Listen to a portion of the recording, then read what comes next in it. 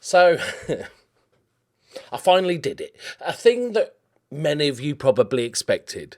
And that is, I have broken the non-EU player rule limit thing. But in my defence, I don't think I did. Now, that could be because I just didn't fully read the rules.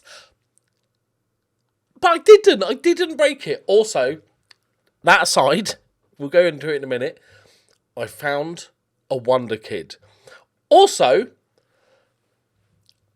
I went into the season thinking we don't need like too much, not a dramatic rebuild. Mainly a centre-back is the option, someone that can play the libero role. I've ended up signing 7 players. It all I got carried away.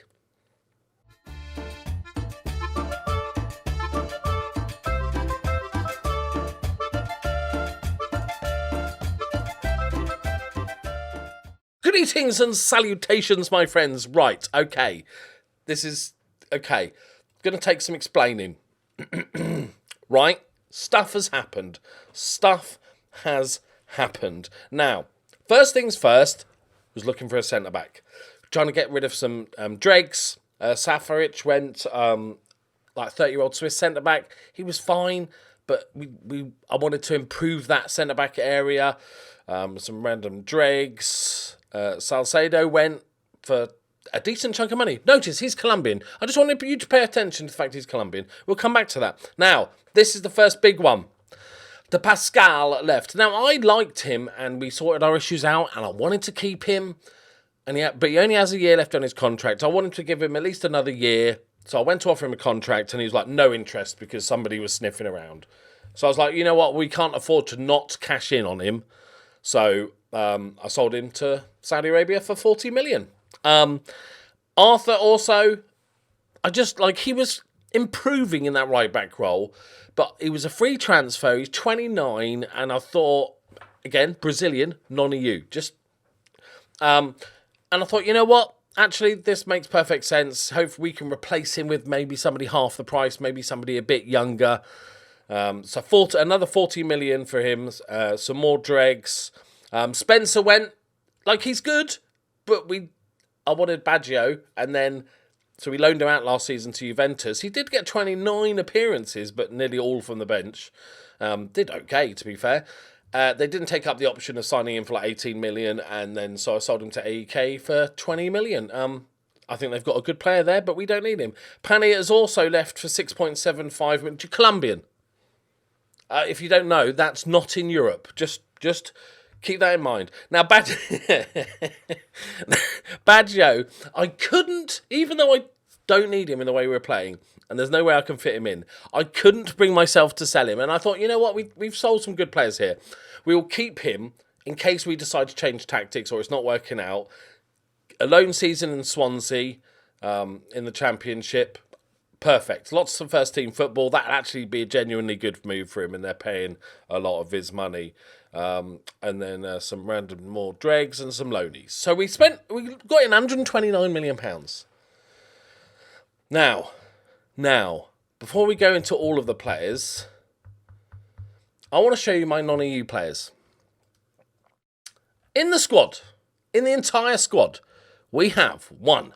Count them with me, people. 2. Right? 3. So, this guy was here beginning of last season. This guy came in January. All good, right?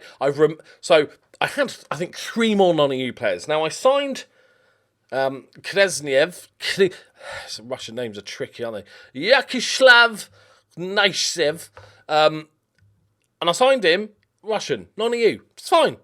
We got played in his space. And then it came up with this message here: extra non-EU player who cannot be registered until next season. Or, that's the big thing, or until another non-EU player is sold. Now, before he'd come, in this window, I'd already sold a non-EU player, so I thought it was fine. He came in, can't register him, you need to sell a non-EU player. That was fine. I'm already getting rid of Pani and another guy, and they were non-EU, they had the little grey thing. I was like, oh, that's fine, cool. Sold them both after buying him, and it still won't let me register him. So I don't think I did anything wrong. I think the game's broken. I'm going to go with that. It makes me feel better. Anyway, so let's take you through the transfers. I'll show you the wonder kid last. So this is the guy, I'm loaning him out. He'll do well. He's a great player. He's a great centre-back. And so hopefully, I'm assuming we can just register him next season. That would be fine, right? So we set back a little bit. Now, I've done a reverse Saudi Arabian. I've signed a Saudi player from Saudi to us. His name's Dafa El Dasari, and he's very, very good. For a Saudi player, they don't produce that much talent, and as a libero, he's loving it. Now, he lacks a little bit of pace, a little bit of strength, but overall, a very, very good player, and it's just cool to do a reverse Saudi, as they will have one of yours then. This guy, Emmanuel Abelli, he just got released by Juventus. He came up on that list of players getting released. And I thought, oh, decent like squad player. He's only expects to be a fringe player, not on high wages. He's Italian, perfect squad player, cup games, random games, just to fill out a bit of depth. Now, Joran Bevart from Feyenoord. Oh, no. Inigo Gonzalez, I'll show you first. £8 million. This is the centre-back I've had to sign because the other one I signed can't be registered, so I needed another. So this is Inigo Gonzalez. He's our new centre-back. £8 million.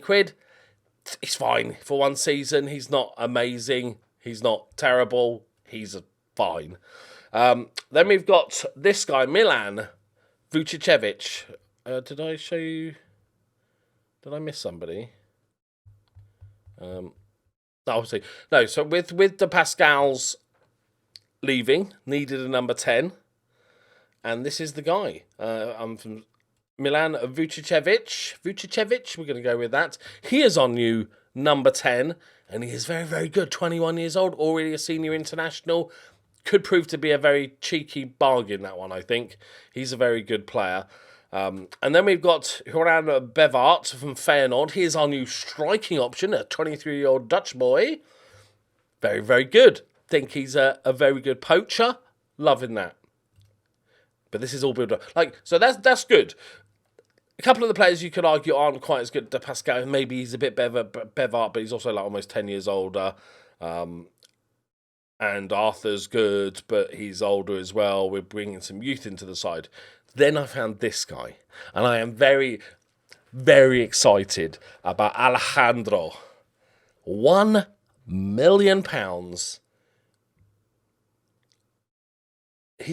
I just thought of something that I was going to do, but that made no sense. What I was going to do, in my brain, I was like, oh, I won't show you the age. I'll click on him and put my hand up over the age.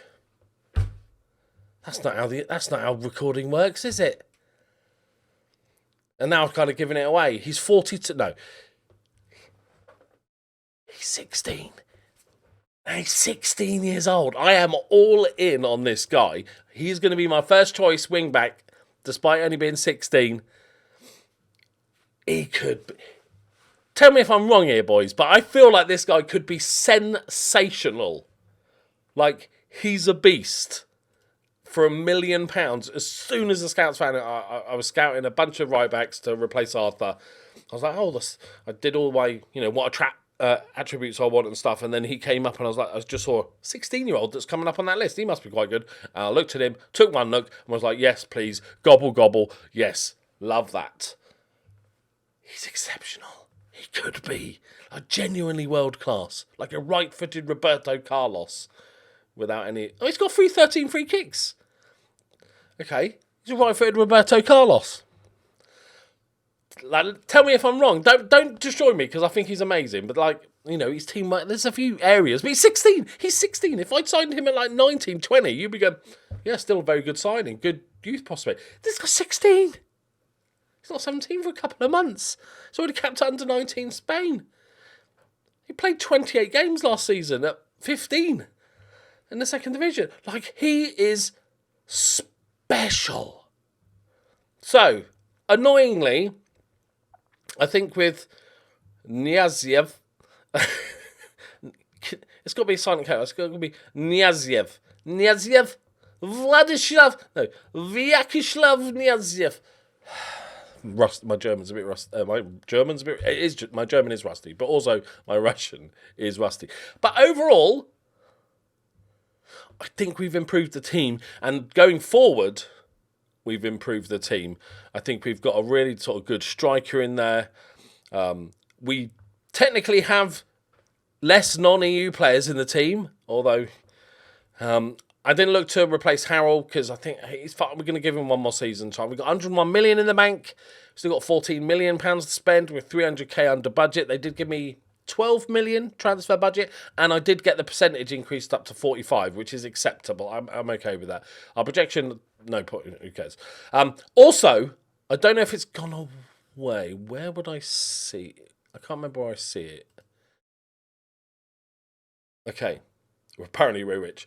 Now, I did get a message about a month ago in game that suggested that a rich foreign tycoon is going to take over the club and throw money at the wall. I've not had one of those in a very long time, and I am all for it. Saudi Arabia, give me that oil money, don't care. Blood diamonds, whatever, I don't care. We'll take it. Now, these fall through quite a lot, so I'm not going over the top. But there's not like a transfer embargo or anything. We're not that close. But we haven't had any rumours of it falling through and all that sort of stuff. So, overall, pretty damn pleased. Pre-season when we got spanked by Real Madrid. That was probably a mistake.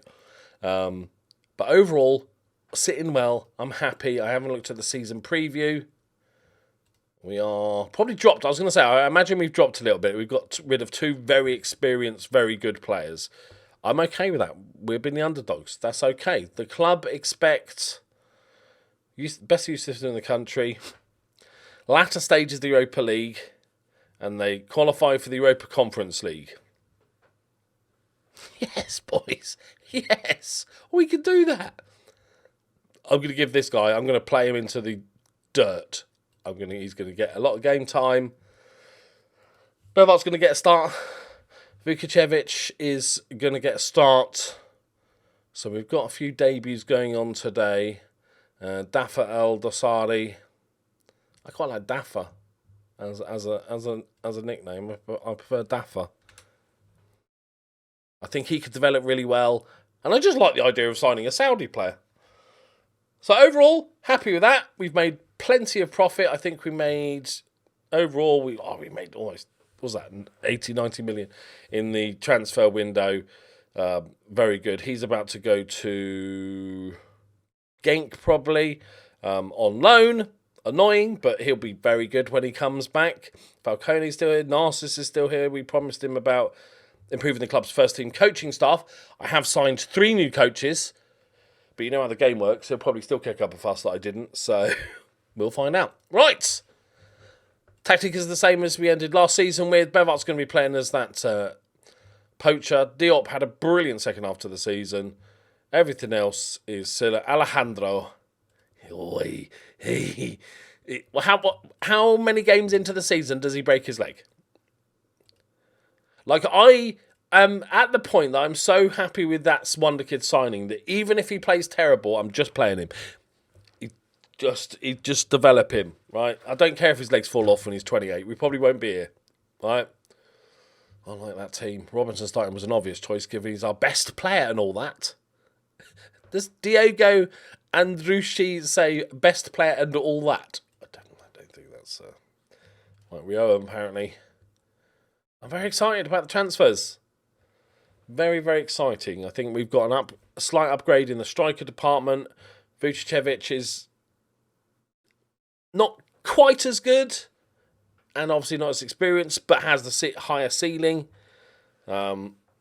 Alejandro, again, not quite as good as Arthur, but Arthur was rubbish last season.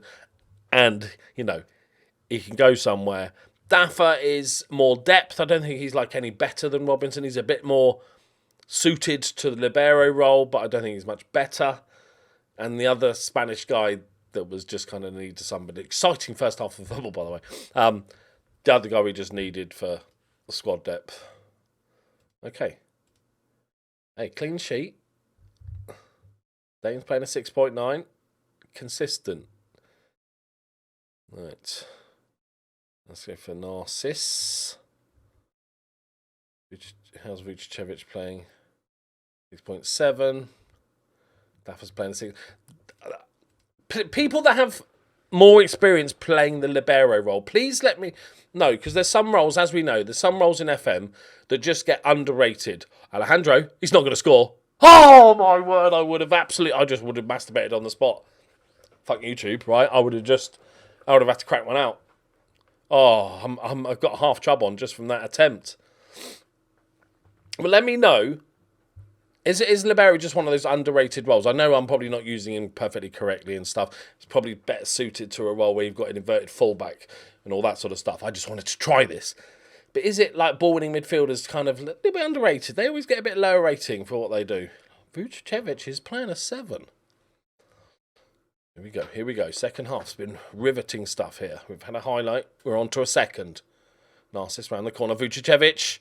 Lovely. Oh, it's the... Ow. Just punched my light. I don't know what this is anymore. I've gone. My head's gone. 2 new boys. Unselfish. I thought he was going to shoot there, but he calmly. And it's a great finish. Just lifts it over the keeper. Allah in goal. Let's go, boys. Oh, if Alejandro had scored then. I would have declared him the best wonderkid that's ever existed in the history or future of football. Right. Let's go. Ferry is the main number 10. We'll stay balanced. We'll stay as we are. We've been a little bit better second half without creating too much. But they're a good team. They finished, 5th last season? They were in Europe as well. They finished above us. Dolce loves a goal. Oh, Bevar. Oh, defender missed the header. Okay, if there's an obvious... if there's an obvious problem with Alejandro that I haven't missed, don't tell me. I don't want to know that maybe he's not quite as good in my head. Just lie to me and tell me he is really potentially world class, please. Go on, Dolce. It's done well. Dane. Daffer! Oh! I feel like the libero defend is... He's not... It's quite offensive still, isn't it? Go on, that's a goal. Like, I know he's a libero, so he pushes out, but on defend, I expected him to sit a little bit deeper than this. It's a great space to take up. Look at the gap, because who's going to mark him? That's why that sort of libero couldn't work. Oh, Allah has spilled that. That is a comfortable...